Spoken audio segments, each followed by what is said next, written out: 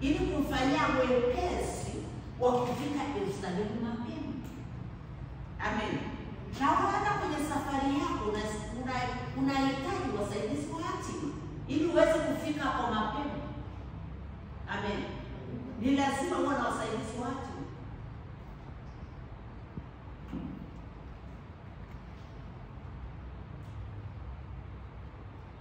Si wanyama tu wanaweza kufanyika usaidizi wa hatima, hata wanadamu ni usaidizi wa hatima, kwa sababu tunamuona Simoni Mkirene alikuwa ni mwanadamu, alikuwa msaidizi wa hatima wa kumsaidia Bwana Yesu msalaba afike msalabani.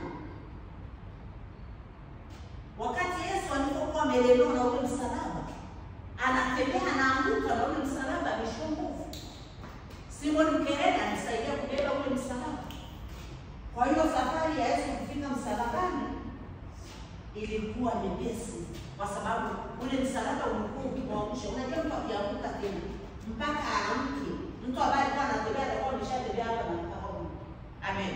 Kwa hiyo kubebewa msalaba na Simoni Mkirene kulimsaidia Yesu kufika msalabani mapema. Amen. Kwa hiyo si wanyama tu waliofanyika usaidizi wa Bwana Yesu. Tunamwona Yesu wakati alipoishiwa nguvu, malaika alishuka akamtia nguvu. Mungu anaweza kukuinulia wasaidizi watu na wanadamu, malaika, hata wanyama kama wanapunda alivyoinuliwa. Amen. Kwa Mungu achaguliwe amtumie mtu gani kwa msaidizi wa hatima wa safari yako au wa biashara yako au wa huduma yako, bali Mungu yeye mwenyewe anayechagua kwamba hapa akitumia kitu gani. Kwa ni muhimu kwako, ni muhimu kwa kila mwanadamu kwamba Mungu atunulie wasaidizi wa hatima ili tuweze kufika kule tunakoelekea. Wasaidizi wa hatima ni watu gani? Amen. Ni timu ya watu ambao Mungu amekuinulia au anatuinulia ili kutusaidia kutimiza maono yaliyoko ndani mwetu au maono yaliyoko ndani mwako. Ni watu ambao wana upendo wa agape, wanaokupenda kama roho zao wenyewe. Kama Yonathani alipompenda Daudi, alimpenda kama roho yake mwenyewe, na akawa anatoa hata siri kwa baba yake kumpelekea Daudi. Ni watu ambao wako tayari kutoa mali zao au uhai wao kwa ajili yako. Ni watu ambao wanakusaidia bila kutaka kitu chochote kutoka kwako. Ni watu ambao hawako tayari kuona jambo lolote baya linatokea kwenye maisha yako. Yaani hawataki kabisa waone kitu chochote kibaya kinatokea. Hao wasaidizi watu. Hii timu ya wasaidizi wa hatima. Amen. Kwa sababu ni timu. Huwezi kuwa na msaidizi wa hatima wa aina moja, hapana. Utafika kule unakoelekea. Amen. Ni lazima uwe na wasaidizi wa hatima wa aina tofauti tofauti. Kama unataka kusafiri, lazima uwe na msaidizi wa hatima kwa ajili ya safari. Kama unataka kwenda kutumika maeneo fulani, ni lazima uwe na wasaidizi wa hatima kwenye yale maeneo. Amen. Kama umeishiwa nguvu, ni lazima uwe na msaidizi wa hatima ambaye atakutia nguvu. Kama uko mahali umefungwa, ni lazima uwe na msaidizi wa hatima ambaye atakufungua kutoka kifungoni. Tunamwona Petro akiwa gerezani. Msaidizi wa hatima ya maisha ya Petro ya kumuokoa, kufungua kwenye kile kifungo, alikuwa ni malaika aliyeshuka gerezani. Amen. Alikuwa ni malaika aliyeweza kumuokoa katikati ya wale walinzi, maanake alikuwa amewekwa katikati, amefungwa minyororo, amelindwa na walinzi huku upande na upande huu. Lakini pale Mungu alimnunulia msaidizi wa hatima wa kufungua kwenye kile kifungo, malaika ambaye alishuka na ambaye alimgusa bavuni akamuongoza akaondoka naye mpaka akamtoa nje ya gereza. Amen. Kwa hiyo kwenye kila eneo unahitaji wasaidizi wa hatima. Hata ukiwa gerezani unahitaji msaidizi wa hatima atakaye kusaidia kutoka kule. Amen. Kwa hiyo ni muhimu kwenye maisha yako kuomba kupewa wasaidizi wa hatima. Amen. Isaya 43:4 maandiko yanasema kwamba Isaya 43:4 maandiko yanasema kwamba kwa kuwa ulikuwa wa thamani machoni pangu na mwenye kuheshimiwa, nami nimekupenda. Kwa sababu hiyo nitatoa watu kwa ajili yako na kabila za watu kwa ajili ya maisha yako. Amen. Hapa Mungu anaona kwamba watu wake ni wa thamani katika machoni mwake. Kwa hiyo ule uthamani unafanya Mungu akupende na kutoa watu ambao watafanyika wasaidizi wa hatima kwa ajili ya maisha yako. Amen. Nyuma ya kila mtu mkuu, nyuma ya kila mtu aliyefanikiwa, pengine amefanikiwa kiuhuduma au kiuchumi au kimaisha, nyuma yake kuna wasaidizi wa hatima ambao ni wakuu wanaomsaidia kufikia mahali pale. Na ndio maana anasema kila mtu anahitaji msaidizi wa hatima. Usihangaike sana kutafuta maisha yatakuwaje. Muombe Mungu akuinulie usaidizi wa hatima wa maisha yako. Muombe Mungu akuinulie usaidizi wa hatima wa kazi yako unayoifanya. Amen. Kwenye kila hatua muombe Mungu akuinulie msaidizi wa hatima atakayekuvusha hatua hiyo. Amen. Nyuma ya kila mtu mkuu kuna timu ya watu wakuu waliopewa na Mungu, ambayo hiyo timu inamsaidia kufikia ukuu. Utakiwa kutumia akili kuwatafuta wasaidizi wa hatima, bali unatakiwa kumwomba Mungu akupe wasaidizi wa hatima yako. Watu wanavyokutazama, wanavyokuchukulia, hiyo mitazamo haiondoi uthamani ulionao kwa Mungu. Amen. Tunapokutazama, tunaweza kumtazama yule sifrati, lakini mitazamo yetu haiondoi thamani iliyoko ndani ya furaha hiyo. Amen. Na hiyo thamani ulionayo kwa Mungu inasababisha kupendwa na Mungu. Na huo upendo wa Mungu ndio unaompelekea Mungu kutoa watu na kabila za watu kwa ajili yako. Kumbuka jambo hili, wewe ni wa thamani machoni pa Mungu. Wewe ni mwenye kuheshimiwa na Mungu. Wewe unapendwa na Mungu. Amen.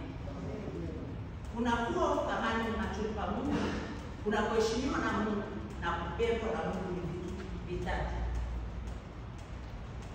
Ni juu yako, ni juu yetu kuomba Mungu kwamba Mungu Baba wa Bwana wetu Yesu Kristo, tunaomba utupe timu ya wasaidizi wa hatima watakao kusaidia kufikia hatima yetu, hatima ya maono, hatima ya huduma, hatima ya biashara, hatima ya elimu, ya ndoa, ya mahusiano na kadhalika. Ni lazima tuombe Mungu. Amen. Wasaidizi wa hatima ni watu wanaoweza kuzungumza kwa niaba yako. Hao wasaidizi wa hatima ni watu ambao wanaweza wakazungumza kwa niaba yako, ukapata nafasi ya kazi au msaada wa kifedha au dhamana au fursa. Amen. Tunamwona Danieli. Danieli ni mtu ambaye alikuwa na uwezo wa kuzungumzia watu. Alimzungumzia Shadraka, Meshaki na Abednego kwa mfalme, akawazungumzia vizuri, wakapata wakapata fursa ya kupewa uliwali. Amen. Kwa sababu walikuwa ni wasaidizi. Danieli alikuwa ni msaidizi wa hatima ya kazi ya Meshaki, Shadraka na Abednego. Amen. Kwa hiyo alipokuwa anazungumza na mfalme akasikiliza yale mazungumzo ya Danieli, jinsi ambavyo alikuwa anamtambulisha Meshaki na Shadraka na Abednego vizuri na kumzungumzia vizuri. Mfalme akarizia, akawapa uliwali wa Babeli. Na wewe kufanikiwa katika kazi au upate kazi mahali, ni lazima uombe Mungu akupe msaidizi wa hatima atakaye kuzungumzia na kukutambulisha vizuri ili uweze kupokelewa kupata ile nafasi ya kazi. Amen. Tunaona kwamba Danieli ndiye aliyewazungumzia na kuwatambulisha kwa mfalme. Na ili ufanikiwe unahitaji watu kwenye eneo lako la huduma au kazi au biashara, watu kama kina Danieli watakaokuwa tayari kukuzungumzia kwa wakuu au kwa bosi wako ambao unataka kuomba kazi pale, au kwa viongozi ili upate kazi au nafasi ya uongozi kwenye taasisi yoyote ile. Amen. Ukiwa na msaidizi wa watu mahali popote pale, ni lazima kuna penya, ni lazima kuna fanikiwa. Ukiwa na mtu ambaye anakutambulisha, anakuzungumzia vizuri, ni lazima kwenye lile eneo utakubalika au utafanikiwa. Amen. Bila kuwa na msaidizi wa watu, hata kama msomaji,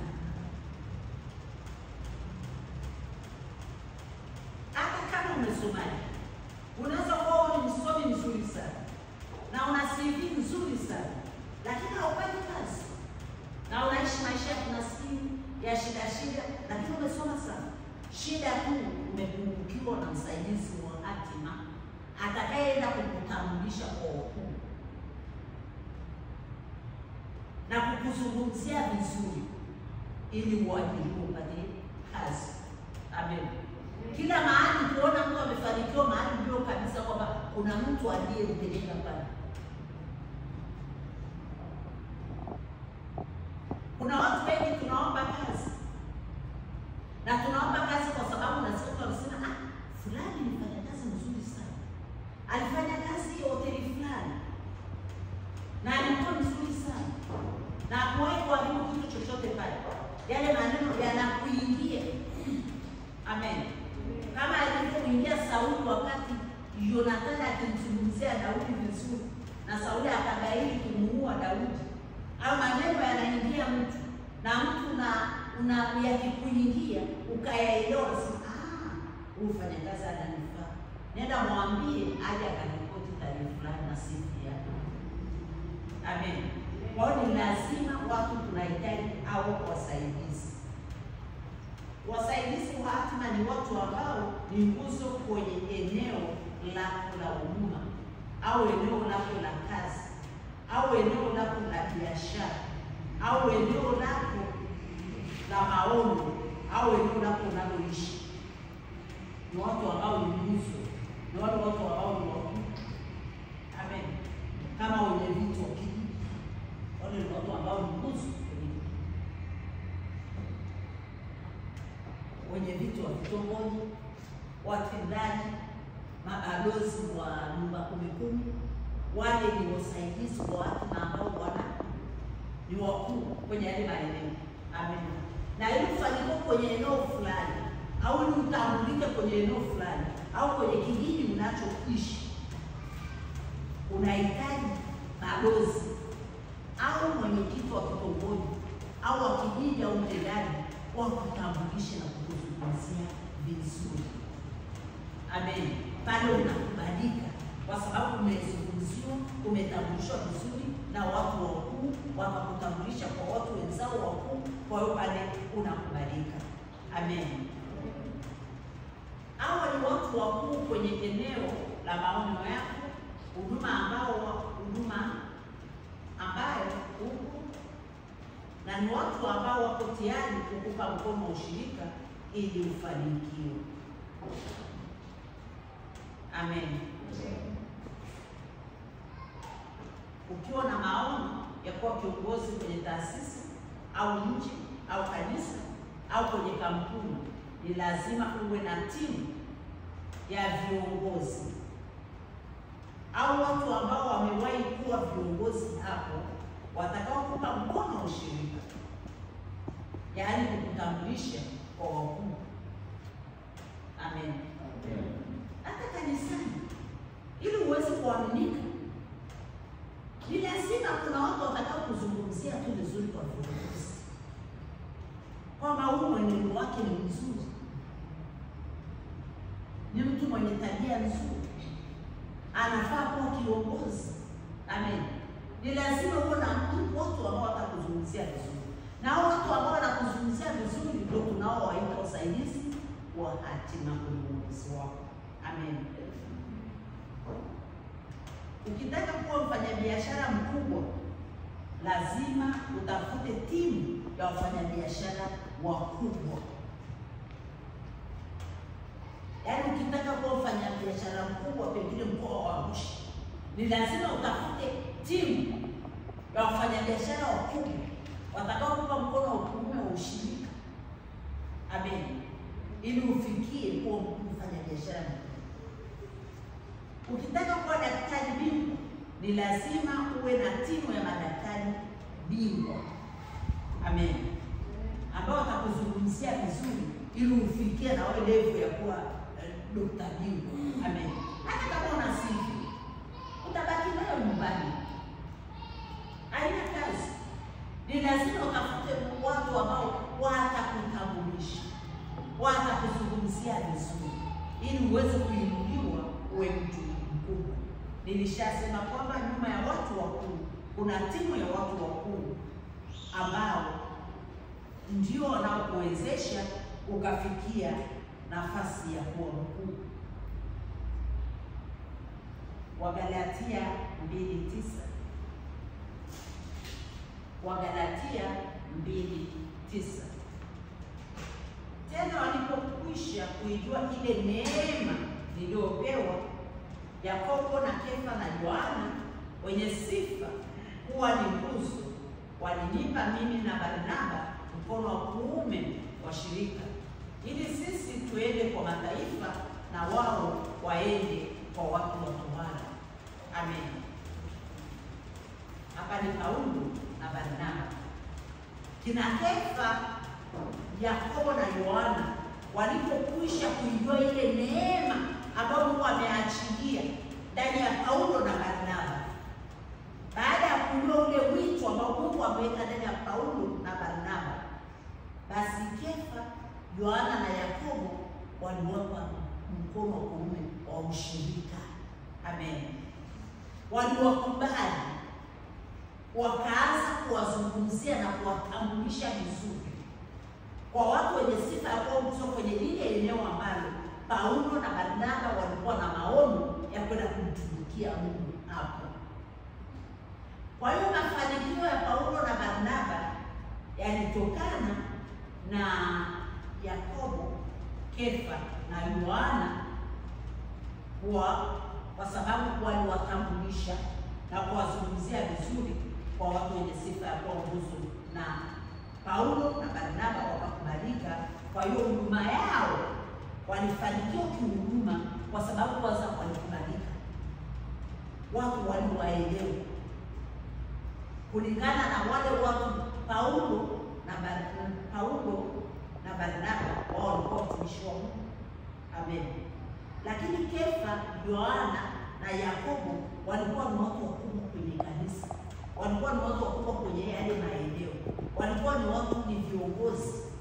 Kwa hiyo baada ya kujua kwamba hawa watu kweli Mungu amewaita, Mungu ameweka huduma ndani mwao, walichukua hatua ya kwenda kwa watu wengine wakuu, wakawazungumzia vizuri, wakawatambulisha Paulo na Barnaba vizuri. Kwa hiyo Paulo na Barnaba alifanikiwa kihuduma, kiutumishi, kwa sababu tayari watu walikuwa wamemwelewa.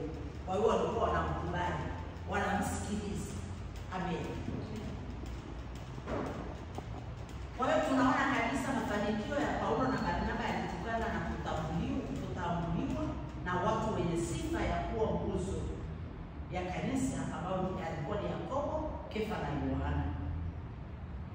Tunaona kuwa kupewa mkono wa ushirika na watu wenye sifa ya kuwa nguzo ndio kulikofanikisha mafanikio ya Paulo na Barnaba.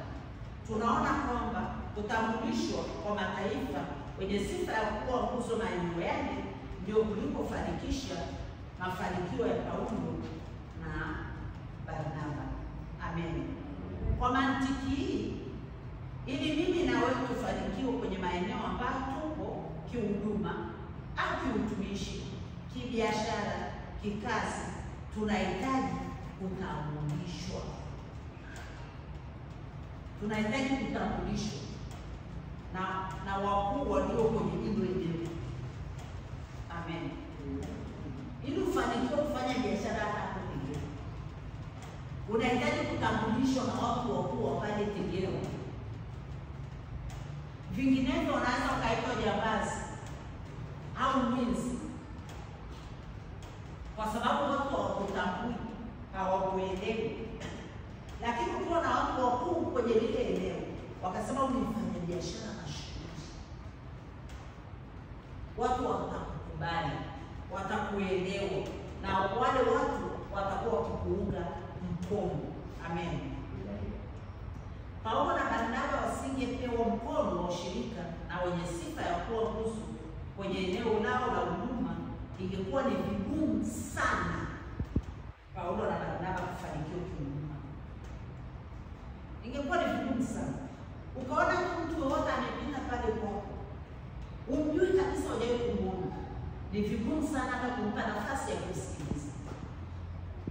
Lakini mtu ambaye umeshasikia habari zake kwamba huyu ni baraka, ni mwombezi, ni mwimbaji, ukimuona unamwambia karibu, unaweza kumwombea kwa sababu tayari unazo habari zake. Kwa hiyo lazima mtu kuomba Mungu amrudie hao watu watakaomtambulisha, watakaomzungumzia vizuri ili uweze kufanikiwa. Amen. Wasaidizi wa hatima ni watu ambao Mungu amewapa utayari wa kuwa upande wako, hata kama ukipitia nyakati ngumu, wako tayari kuwa upande wako.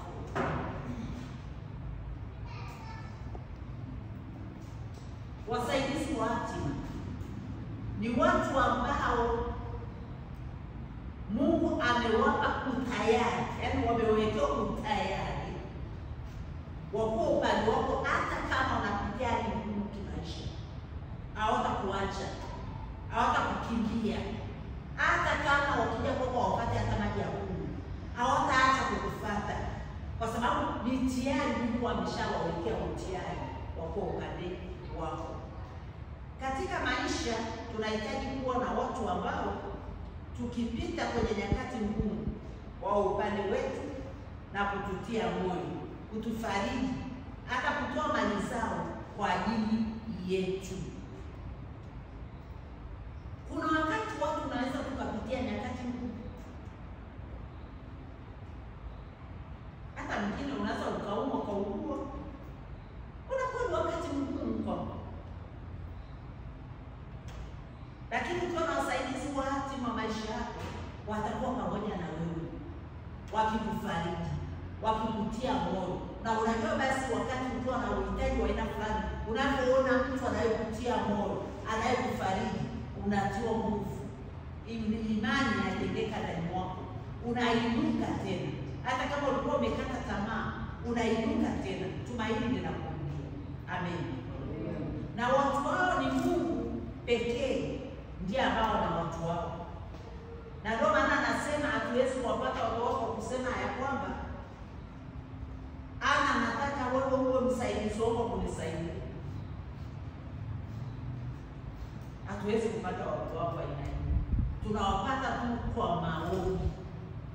sio kuwatafuta, sio kuwatazama kwa macho kwamba huyo wanafaa au wanapatikana kwenye ulimwengu wa roho kuomba. Mungu peke yake ndiye anayeinua hao watu. Na ili Mungu akuinulie wasaidizi wa hatima, ni lazima uwe muombaji.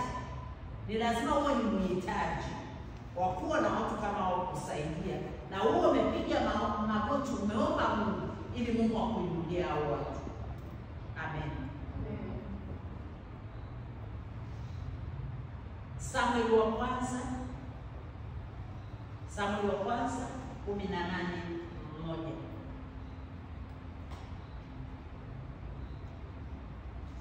Samueli wa kwanza 18:1. Samueli wa kwanza sura 18:1. Ikawa Daudi alipokwisha kusema na Sauli, roho ya Yonathani ikaambatana na roho ya Daudi. Yonathani akampenda kama roho yake mwenyewe. Amen. Huyu Daudi ni mtu aliyokuwa anasema na Sauli, na Sauli ni baba yake Yonathani.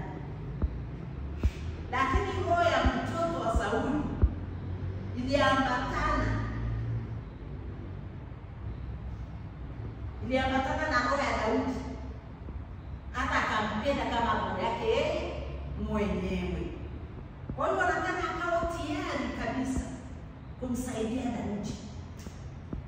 Akawa anamsikiliza baba yake kwa makini kabisa, mipango anayoipanga ya kumvizia na kumua Daudi.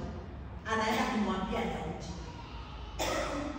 Akaona haijatosha, ngoja aanze kumzungumzia Daudi maneno mazuri kwa baba yake. Akaanza kumsifia Daudi. Amen. Yonathani tunaona ya kwamba alikuwa msaidizi wa hatima ya maisha ya Daudi. Alimsaidia ili asiuliwe na Sauli. Alimzungumzia vizuri kwa Sauli na kueleza vitu ambavyo Daudi alivifanya, kama kumpiga ile Mfilisti. Kwa maneno mazuri ya Yonathani aliyokuwa anamueleza Sauli,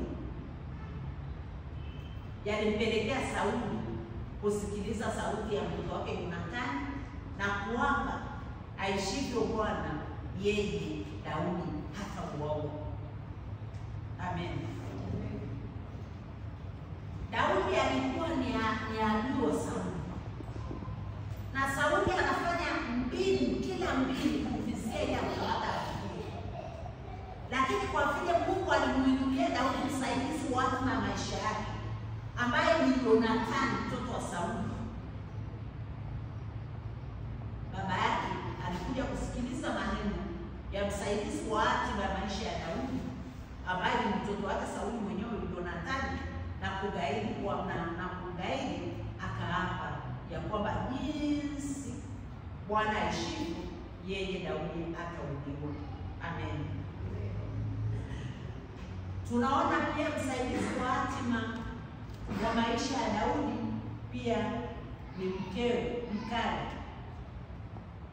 Samueli wa kwanza 19:11 na 12. Samueli wa kwanza 19:11 na 12.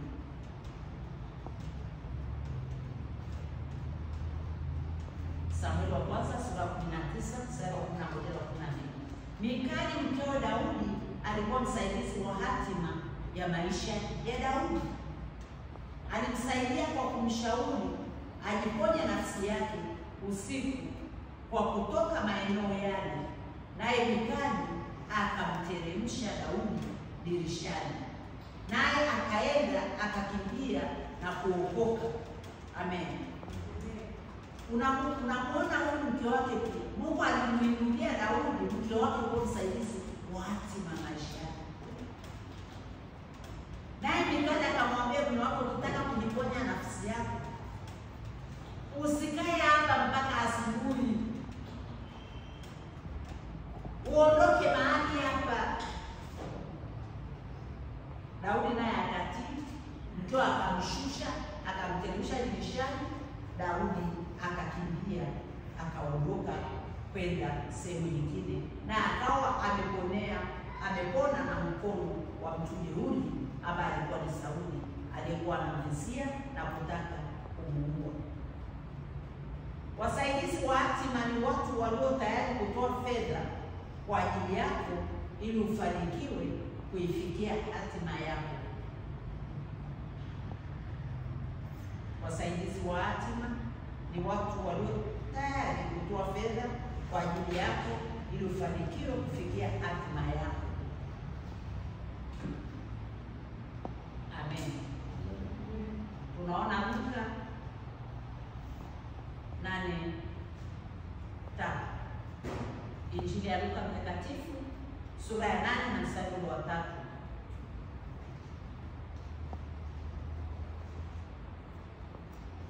Tunamwona Yohana mkewe Kuza, wakili wake Herode, na Susana na wengine wengi waliokuwa wakimhudumia kwa mali zao. Amen. Mungu anaweza akainua watu wao ambao wako tayari kutoa mali zao kwa ajili yako. Mungu anao watu. Shida ni kwamba hauombi au ulikuwa hujajua. Unatakiwa uombe Mungu akuinulie watu ambao wakatoa hata mali zao ili kukusaidia ili uweze kufikia hatima yako. Amen. Ikiwa Yesu alikuwa na wasaidizi wa hatima, tena waliokuwa wakimhudumia kwa mali zao, sisi ni kina nani tusio na wasaidizi wa hatima? Amen.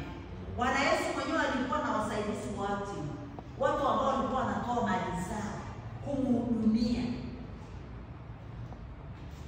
Na wewe na mimi tunahitaji wasaidizi wa hatima, watu ambao watatoa mali zao kwa ajili yetu ili tuweze kufikia hatima ya maisha yetu. Ili tuwe bora na tuweze kufanya mambo makubwa, tunahitaji wasaidizi wa hatima wenye mali watakao tuhudumia kwa mali zao ili tufikie maono makubwa tulio nayo. Tunahitaji watu wakubwa. Tunahitaji matajiri, watu wenye uwezo, watakaotoa mali zao, watakaotoa fedha zao ili kutusapoti, ili tuweze kufanikiwa kwenye maono tulio nayo. Amen. Kuna aina 5 za wasaidizi wa hatima. Kuna aina 5 za wasaidizi wa hatima. Aina 5 za wasaidizi wa hatima. Aina ya kwanza, kuna wasaidizi wa hatima wa kudumu. Wasaidizi wa hatima wa kudumu. Aina ya pili, wasaidizi wa hatima wa muda mfupi. Wasaidizi wa hatima wa muda mfupi. Aina ya tatu, wasaidizi wa hatima wa kukufariji. Wasaidizi wa hatima wa faraja, wa kufariji. Aina ya 4, kuna wasaidizi wa hatima wa kukusaidia ukiwa umechoka. Wasaidizi wa hatima wa kukusaidia ukiwa umechoka. Aina ya 5, kuna wasaidizi wa hatima wenye chuki. Kuna wasaidizi wa hatima wenye chuki. Tutaanza kuzungumzia kufafanua kidogo aina ya kwanza ya wasaidizi wa hatima wa kudumu. Aina ya wasaidizi wa hatima wa kudumu au wa muda mrefu ni watu ambao uko nao siku zote. Wale ni watu ambao hata mkigombana, hata ukiwachana, hata ukiwatendea kitu chochote kibaya, hawataondoka, uko nao siku zote. Wale ni watu ambao Mungu amewainua, amewapa utiari wa kuwa na wewe siku zote, kwa mabaya, kwa mazuri, wako na wewe siku zote. Hata waletoa maneno aina gani, hawatasikiliza, wako na wewe siku zote. Amen. Hao ndio wasaidizi wa hatima wa kudumu. Ni wasaidizi ambao Mungu amewaweka upande wako, hata ukikosana mkagombana au ukipitia nyakati ngumu, wapo tayari kwa upande wako, pia wapo tayari kutoa mali zao ili kukusaidia. Pia wapo tayari kukusaidia uwe bora kwenye huduma yako. Yaani ni watu hawana wivu. Wako tayari kufanya kila linalowezekana ili uonekane bora, ili uwe bora, ili uwe mkuu, ili ukubaliki. Wako tayari kufanya kitu chochote kile ambacho kitakufanya wewe kutambuliwa na kusemwa vizuri na kujulikana vizuri.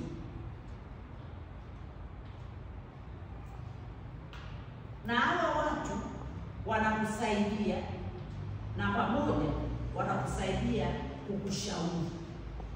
Hawa wasaidizi wa hatima, kazi zao na pamoja ni kukushauri. Wanakushauri, fanya 1, 2, 3. Leo mtumishi wa Mungu leo kuhubiri vizuri sana, kunyingine hivi. Leo mtumishi wa Mungu ukuvaa vizuri. Yaani wanakushauri kitu gani fanya na kitu gani usifanye. Wanakuunganisha na watu waliofanikiwa kwenye eneo lako la huduma.